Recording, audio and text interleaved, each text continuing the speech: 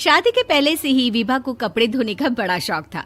कभी नल के नीचे तो कभी तालाब के पास। अरे मेरी नीली वाली लुंगी नहीं दिख रही है। विभा की अम्मा, कहाँ रखी है लुंगी? अरे वो तो विभा ने परसों ही धोकर रखी थी आपकी अलमारी में, देखो वहीं होगी। वो ना मैंने आज धो दी, मुझे लगा कि गंदी हो गई होगी।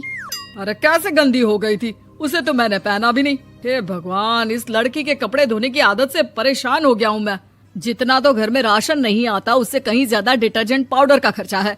इसकी शादी करवा दो, शादी जाए अपने घर में ही करे काम, फिर चाहे घर के कपड़े धोने हो या पूरे गांव के। हाँ ठीक बोल रही हो, देखता हूँ मैं कोई लड़का। वो दिन भी आ जाता है जब विभा को देखने लड़के वाले आ जाते हैं। लड़की मुझे अच्छी लगी। होने वाली सास कहती है, बेटी अगर कुछ पूछना है तो पूछ लो।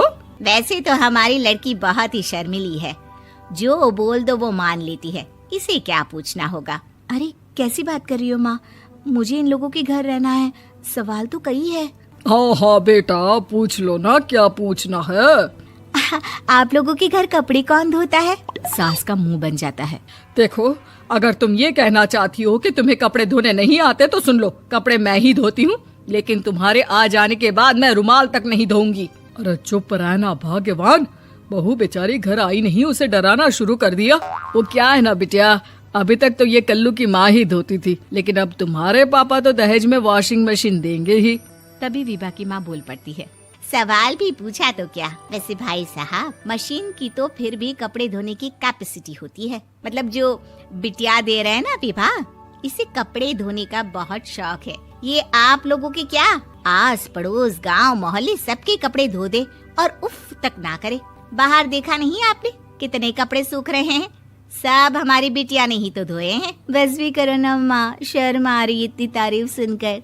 और तो और एक दाग निकाल कर दिखाओ तो मान जाऊँ। हाँ अच्छा, माफ करना बेटा, मैंने गलत समझा, हमें तो रिश्ता बहुत पसंद है। और ऐसे जुड़ जाता है रिश्ता कपड़े धोने का शौक रखने वाली विभा का। उसकी शादी हो जाती है कोयला फैक्ट्री में काम करने वाले कल्लू के साथ। शादी के बाद अचानक विभा चिल्लाती हुई सास के पास आती है। सासू माँ, अरे सासू माँ कहाँ है आप? ये तो धोखा है, धोखा दिया आप लोगों ने मुझे।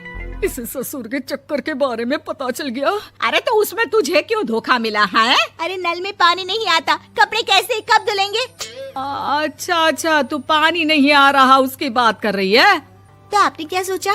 कुछ नहीं। अच्छा, तेरी माँ ने कहा था कि कपड़े धोने का शौक है तुझे, याद आया मुझे। शौक बोलकर कपड़े धोने वाले मेरे जुनून को कम ना आके सासू माँ, कपड़ा धोना मेरा गुरूर है। तभी पति भी वहाँ आ जाता है। अभी मैंने इसे सनी देओल की फिल्म दिखाई है, उसी के डायलॉग मार रही है माँ। अच्छा सुन, साफ साफ बता रही हूँ, पानी सुबह 4 से 6 और शाम को 10 से 12 आता है, समझी? विभा टाइमिंग सुनकर हैरान हो जाती है। ये क्या भूतों का मोहल्ला है? सुबह 4 बजे उठकर कौन कपड़े धोता है? 4 बजे टंकी में पानी जाता है, फिर सारा दिन धोना ना, किसने मना किया? अरे कैसी बात कर रही हैं? 200 लीटर की टंकी में कितने कपड़े धो लूंगी मैं, सुबह ही उठ जाऊंगी मैं। अब क्या था, विभा सुबह 4 से लेकर रात के 12 बजे तक कपड़े ही धोती रहती। एक रोज सास पड़ोस से निकलकर कहीं जा रही होती है कि साथ वाली कहती है, हाँ कल्लू की माँ, जरा ये बताओ कि 2 साड़ी है, 2 ब्लाउज और एक पेटीकोट और एक नाड़े वाला लंबा कच्छा। हाँ तो? अरे तो क्या, कितना लोगी धुलाई ये बताओ। धोबन दिख रहे हैं हम क्या? हमारे पति सरकारी नौकरी से अभी रिटायर हुए हैं और बेटा सुपरवाइजर है कोयला फैक्ट्री में। धोबन समझ रखा है हमें?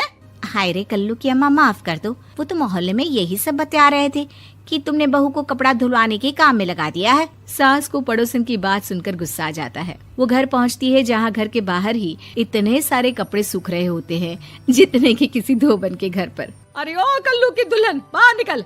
माँ जी यहीं आ जाओ, बाथरूम में चादर धो रहे हैं हम। अरे अभी हम धोते हैं, तुमको बाहर निकलो। ये आस पड़ोस वाले बोल रहे हैं कि हम बहू से कपड़े धुलवा कर उसे कपड़ा धोने वाली बना दिए हैं।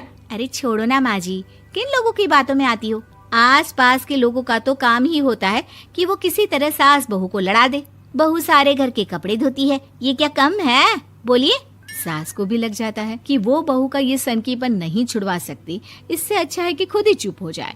एक रोज सास और बहू मंदिर जाते हैं, जहाँ सास की साड़ी वहाँ खड़ी भीख मांगने वाली से मिलती है। माँ जी क्या बात है, आपकी साड़ी उस भिखारन से कितनी मिल रही है ना? हाँ हाँ देखो तो दोनों की साड़ी मिल रही है। क्या बात है कल्लू की अम्मा, तुम खुद को तो अफसर की बीवी बताती हो और ऐसी सिंपल सी प्लेन साड़ी पहनकर घूमती हो। सिंपल और प्लेन नहीं है ये साड़ी। तो क्या सोने के धागे से फूल बने हैं?